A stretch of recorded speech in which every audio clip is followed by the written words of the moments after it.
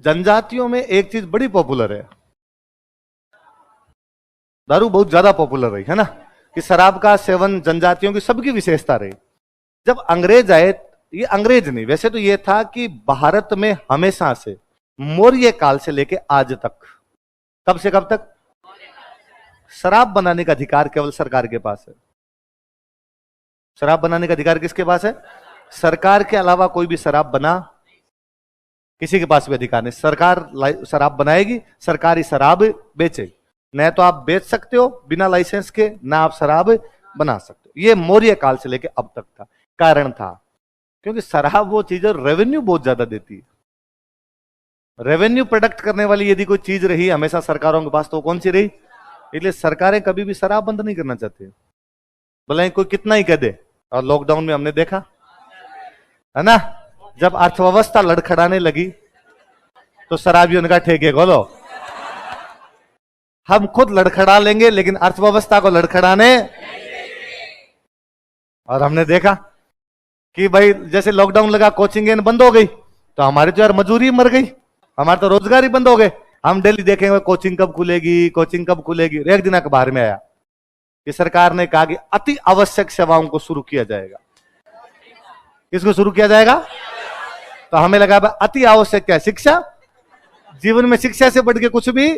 और हमने सब तैयार हो जाओ, बस अब नए बेच पे बेच बनाएंगे, पैसे छावेंगे, पैसे अपने, है ना। और अब नई सेवाएं शुरू होने वाली। अगले दिन अखबार वापस है कि अति आवश्यक सेवाएं जो शुरू की। नाम देखा, शिक्षा तो है नहीं कहीं पे, शिक्षा कहां गई इसमें? तो क्या क्या खोलिए, तो पता चला अति आवश्यक तो शराब है। और उस दिन पता चला कि यार पिछले 32 सालों से आपने जिस बात पे विश्वास करते हैं कि पहले पढ़ रहे थे तो भी कहते भाई पढ़ाई के अलावा दुनिया में कुछ भी, अब पढ़ा रहे हैं तो अपने भाषण ठोकते हैं कि पढ़ाई के अलावा जीवन में कुछ भी। अब समझ में आया कि जीवन में अन्य चीजें महत्वपूर्ण है, उन चीजों की आवश्यकता है, पढ़ाई की ज्यादा आवश्यकता। और शराबी कितने भले अच्छे आदमी होते हैं। मतलब कोरोना में बाकी सब जगह पुलिस लाठीचार्ज करती कि भीड़ इकट्ठी हो गई, पास पास में आ गए। शराबियों को सरकार ने कहा कि डिस्टेंस 6 गज की दूरी, मास्क है, और वो बाकायदा साइड यूं खड़े रहे आराम से। अब लास्ट वाले की बारी शाम को आएगी, उसने कहा कोई बात नहीं, कोई धक्का मुक्की नहीं मचाई किसी ने। आप सिंगल जगह बता दो कि ठेकों पर मची धक्का मुक्की ना, बहुत भले सज्जन सीधे आदमी का लाइन में रहेंगे, आराम से लेंगे। जब जिसकी बारी आएगी, मुझे शराबी वैसे भी बहुत अच्छे लगते हैं, है ना। और मुझे लगता है कि यार भारत में आलू के रेट बढ़ जाए तो विवाद, प्याज के रेट बढ़े सरकार गिर गई थी, पेट्रोल डीजल के रेट बढ़ते हैं तो अपने नाराज हो जाते हैं, दारू के रेट चलते सरकार बढ़ा देती। शराबियों ने कभी आंदोलन, सरकार चलती दारू के बारे में नियम चेंज कर देती, 8 बजे बाद नहीं मिले। क्यों नहीं मिलेगी भाई? भाई बाकी चीजें जब 8 बजे के बाद मिल सकती है तो दारू क्यों नहीं दोगे? पर शराबियों का कोई नहीं, 8 बजे से पहले लेंगे। सरकार एक बार रूल लेके आई कि हाईवे के 500 मीटर के अंदर दारू का ठेका, तो 500 मीटर के दूर बना सकते हो 500। शराबियों का कोई नहीं, 500 मीटर दूर बना लो। सरकार ने कहा हाईवे पे एक्सीडेंट ज्यादा होते हैं, एक्सीडेंट का कारण है कि दारू पी के चलाते हैं लोग, तो यदि हाईवे पे ठेका ही नहीं होगा तो पिएंगे कहां से? अब तो क्या होता है कि गाड़ी चल रही है, चलता दिखा सामने कि यहां पर एकदम ठंडी बियर मिलती है, बंदे ने कहा रोक, एक बार एकदम ठंडी बियर लेंगे, आगे चलेंगे। पिया हुआ ठोक गया किसी के अंदर का, आज के बाद ये दुकान होगी नहीं, तो न रहेगा बांस और न बजेगी, ठेका 500 मीटर अंदर बना दो। तो तेज आती हुई गाड़ी को पता भी चल गया ठेका 500 मीटर, तो कौन जाएगा यार? फिर यूं आदमी आलस कर जाता है। तो शराबियों का ना ये तुम्हारी गलतफहमी है भाई साहब। दुकान वाले और संत, दुकान वाले भी तो फिर शराबी है। दुकान वालों ने बोर्ड लगाया, एक बोर्ड लगाया, और बोर्ड लगा के लिखा दुकान इधर है, और लोगों को एग्जैक्टली पता है दुकान किसकी है। मतलब कोई आदमी कंफ्यूज नहीं है, बस दुकान साबुन की हो सकती है, दुकान तेल की हो सकती है, पर सबको पता है कि दुकान। मेरे एक दोस्त से यार ये तो इसने लिखा है दुकान इधर है, ये ना भी लिख के खाली तीर लगा देता तो भी अपने को पता चल जाता कि क्या है बात। मैं एक दिन बीकानेर से जयपुर आऊं, 2017-18 के आसपास की बात। मैंने गाड़ी नई ली, चलानी आती नहीं थी तब, तो साथ में कोई स्टूडेंट थी, मैं उनको ले गया साथ में। मैं यार तुम चला लेना, घर पे जाके आना अपने। वापस आ रहे रास्ते के अंदर तो ठंड पड़े भयंकर, दिसंबर जनवरी के आसपास की ठंड। तो उसने कहा कि सर चाय पीते हैं कहीं पे, मेरे को नींद आने लग जाएगी। मैं उतर ले, तो एक कोई दुकान थी, उस पर कोई जय अम्बे टी स्टॉल ऐसे कोई दुकान है, तो हम वहां चाय पीने के लिए गए। तो वहां चाय पी रहे हम, तो वहां जो गल्ला था वहां जाओ, बंदा बैठा था चाय वाला, पैसे लेने वाला, उसके ऊपर लिखा था कि असली जे अंबे अंदर है। इससे यदि सर्दी नहीं जा रही है, आओ कभी हवेली में, उधर उधर मिटेगी आप। तो मैं यार भारत में शराबी कितने भले कितने सज्जन लोग। एक मध्य प्रदेश का एक वीडियो बड़ा पॉपुलर हुआ था। मध्य प्रदेश के एक आबकारी अधिकारी, आबकारी अधिकारी समझते हो, आप बनोगे कहीं, आपका जब आरएस में सिलेक्शन होगा, एक्साइज इंस्पेक्टर है ना, एक्साइज ऑफिसर जो होते हैं, आबकारी अधिकारी है, वो इंटरव्यू मतलब प्रेस कॉन्फ्रेंस में बात कर रहे हैं। वो पत्रकार पूछ रहा है कि आपने कहा है कि शराब के ठेके खोले जाएंगे, क्या आपको नहीं लगता कि शराब के ठेकों पर लोग इकट्ठे होंगे तो कोरोना फैलेगा? तो वो एकदम सिंसियर ढंग से, बिना चेहरे पे कोई मुस्कान नहीं, कोई और नहीं, कि हम उन्हीं लोगों को शराब देंगे जिन लोगों के दोनों वैक्सीन लग चुकी, जिन लोगों की वैक्सीन नहीं लगी उनको हम शराब। तो उन्होंने कहा तो क्या आप चेक करेंगे कि किनके वैक्सीन लग गई और किनके वैक्सीन नहीं लगी? वैक्सीनेशन वाले कार्ड चेक करेंगे? उनका नहीं। हम उनसे पूछेंगे क्या आपकी वैक्सीन लग गई या क्या आपकी वैक्सीन नहीं लगी?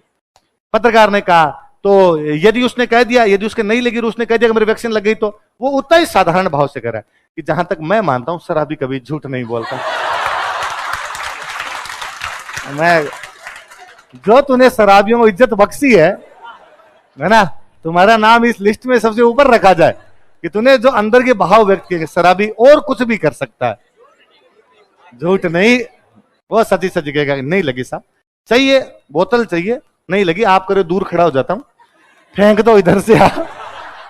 मैं कोरोना फैलाने का कोई भी काम है। तो कोरोना में सबसे अधिक आवश्यकता किसी चीज की पड़ी थी, तो वो चीज कौन सी थी? शराब। तो अति आवश्यक क्या है? पहला लॉकडाउन लगा था ना 21 दिन का, तो सब कुछ बंद कर दिया था, है ना, कोई भी नहीं, बस रोड पे केवल पुलिस वाले, और बाकी कोई रोड पे दिख गया तो पुलिस वाले मोरिया बना लेते उसका, ऐसा चल रहा था। और वीडियो आ रहे थे अपने सामने। दिलीप सर ने कहा कि यार जो पुलिस वाले भैया हैं कितना अच्छा काम कर रहे हैं यार, पूरी दुनिया जब बंद है, ये भी तो किसी माँ के बेटे ही हैं, ये चौराहे पे खड़े हैं यार, इनके पीने का पानी की व्यवस्था भी सरकार नहीं कर पा रही है ढंग से, और ये देख पूरे दिन गर्मी के अंदर यहां पर खड़े रहते हैं, सर क्या करें? तो सर ने कहा इन लोगों को अपनी तरफ से कुछ ना कुछ दिया जाना चाहिए। क्या दें सर? तो कहा इनको नाश्ता करवाओ। करवा देते हैं, क्या नाश्ता करवाया जाए? तो कहा इनको प्रत्येक एक पुलिस वाले को एक पानी की बोतल, पुलिस वाले भैया जो भी होंगे, एक अमूल की जो लस्सी आती है 15 रुपए के आसपास, 14-15 रुपए की आती है, एक वो दी जाए, एक इनको बहुत अच्छा बिस्किट का पैकेट दिया जाए, इनको एक नमकीन का पैकेट दिया जाए, एक कोई ब्रेड केक टाइप का सा कुछ होता है, ये 5 आइटम। क्या होता है? ब्रिटानिया कुछ होता है, अब मैंने तो कभी खाए नहीं, तब देखे थे भाई। बिस्किट वो 30 रुपए का बिस्किट था, मैंने पहली बार तभी देखा था, आपने नहीं खाए हुए थे वैसे तो आपने पार्ले जी से ऊपर नहीं है यार कभी, तो आपने कब खाते? ज्यादा ज्यादा गुड्डे तक पहुंचे थे, गांव में तो पार्ले जी थी, आगे गुड्डे खाया था। सर ने वो कहा कि नहीं ये वाला इनको दिया जाए, तो ड्यूटी लगाई मेरी, मैं और एक को अपने स्टूडेंट, और हम दोनों कहा कि गाड़ी में भरो माल और पूरे दिन यहाँ घूम के पुलिस वालों को बांटो। तो हमने लगभग महीने भर तक दिल्ली के 400 पुलिस वालों को बांटा करते थे। एक पुलिस वाले को लगभग 70-75 रुपए का आइटम, 5 आइटम मिलते, वो हम दे के आते हैं उनको। तो हम शुरू में क्या 2-3 दिन गए, तब तक तो पुलिस वाले हमसे डरते कि यार पता नहीं कौन कोरोना फैला के चला जाए। हम भी पूरे मास्क लगाए हुए, उधर सिर पे वो डॉक्टरों वाला सा नहीं आता है वो लगाया हुआ, वैसे उतरते एकदम यू सिंसियर ढंग में साइड में जाके बात करते हम स्प्रिंग बोर्ड एकेडमी से आए हैं, हमें सर ने भेजा है, हम ये नाश्ता देने के लिए आए, आपकी सेवा के बदले में ये करने आए। तो पुलिस वाले कहते उधर रख उधर रख उधर, और तेरे पास वो क्या था छिड़कने वाला जो सैनिटाइजर, वो है क्या तेरे पास, वो कर ले, सैनिटाइज कर इनको। तो यू करके वैसे लेते। 3-4 दिन बाद वो हमारे दोस्त बन गए। तो 3-4 दिन बाद तो मेरे को फोन करते हैं, अरे 22 को दाम कब तक आ जाओगे? तो अपना ये दुकानदारी ठीक चल रही है उनके साथ। गांधी सर्किल है ना, गांधी सर्किल, वहां पर 2 तो इनकी टुकड़ी लगाई हुई, पैरामिलिट्री की टुकड़ी लगाई हुई, मतलब वहां 75 के आसपास वर्दी वाले खड़े रहते। तो हम वहां पे ले जाके तो गाड़ी खड़ी करते और कार्टून के कार्टून उतारते। 75 पानी की बोतलें उतारने, तो फिर 2-3 कार्टून सीधे उतार दो भाई यहाँ पे, और वो पुलिस वाले भैया भी हमारे साथ लग जाते। तो ये दिन वहां जो सीनियर सर थे ना, हेड कांस्टेबल हवलदार टाइप के जो भी रहे होंगे, ये दिन वो मेरे को कंधे पे हाथ डाल के साइड में ले गए, यार क्या जोरदार काम करते हो यार, मजा आ गया यार भाई, कहाँ क्यों क्या है, मैंने नाम बताया, कहाँ क्यों बताया। तो उनका एक प्रबंध और कर सकते हो क्या?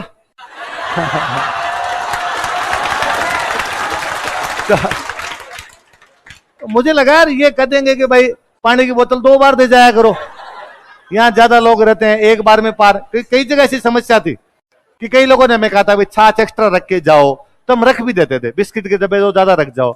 मैं ऐसी कोई बात बताएंगे, मैं हाँ सर करेंगे सर, आपके लिए है। और हमारे तो दिलीप सर ने कहा कि पुलिस वाले भैया की जितनी सेवा की जाए उतनी करनी है। उनका यार जुगाड़ करो यार कैसे।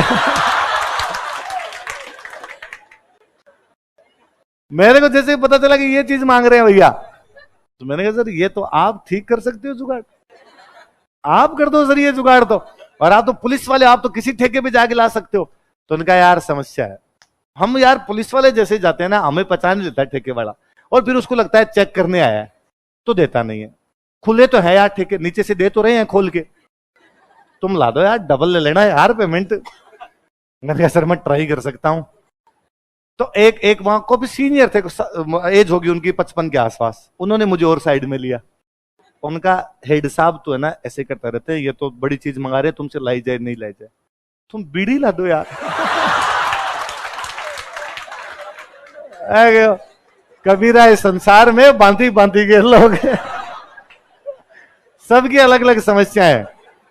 फिर मैं बीड़ी तो भाई दूसरे दिन लेके गया, कहीं से जुगाड़ किया, ठेके वाला जुगाड़ तो मेरे से हो नहीं पाया। दूसरे दिन बंडल लेके गया, धीरे से उन अंकल को ले जाके तो दिया, अंकल बीड़ी तो पियो, बीड़ी के पीछे तो क्यों रहो आप। तो भाई कोरोना ने ये बताया कि अति आवश्यक क्या है। तो जनजातियां अपनी शराब बनाती, अपनी शराब पीती। जब अंग्रेजों की सरकार आई, जब अंग्रेजों का सिस्टम आया, तो अंग्रेजों ने कहा कि शराब बनाने का अधिकार सरकार के पास है, और जनजातियां शराब, तो इनकी शराब पे रोक लगा दी गई कि आप शराब बना नहीं सकते, यदि आपको शराब पीनी तो हमारे ठेके से खरीदो। तो जनजातियां इसमें तो बड़ी नाराज थी, और जनजातियों को लगता था ये क्या है, मतलब पूरा बंदा दिन भर काम करे, शाम को चल भी ना करे, वो भी तुमसे पूछ के करे, तो इससे भी वो बड़े नाराज थे। और ये नाराजगी आज दिन तक है।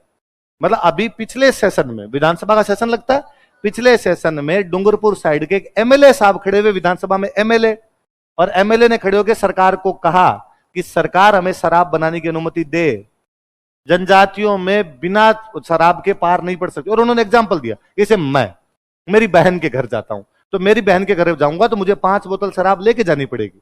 यदि मैं बिना शराब के जाता हूं तो मेरे बहन के घर वाले बहुत बुरा मानते हैं, मेरी बहन को 4 डायलॉग सुनाएंगे, तो तुम्हारा भैया है बिना दारू के आ गया, शर्म नहीं है इस मंगते को ऐसे सीधे सीधे आगे उठ। इसलिए हमें शराब लेके जानी पड़ती है। आपके ठेके से दारू लेते हैं, महंगी आती है, हम हमारी बनाएंगे, हमारी निकालेंगे, हमारे लोगों को पिलाएंगे, हम पिएंगे, इसमें आपको क्या आपत्ति है।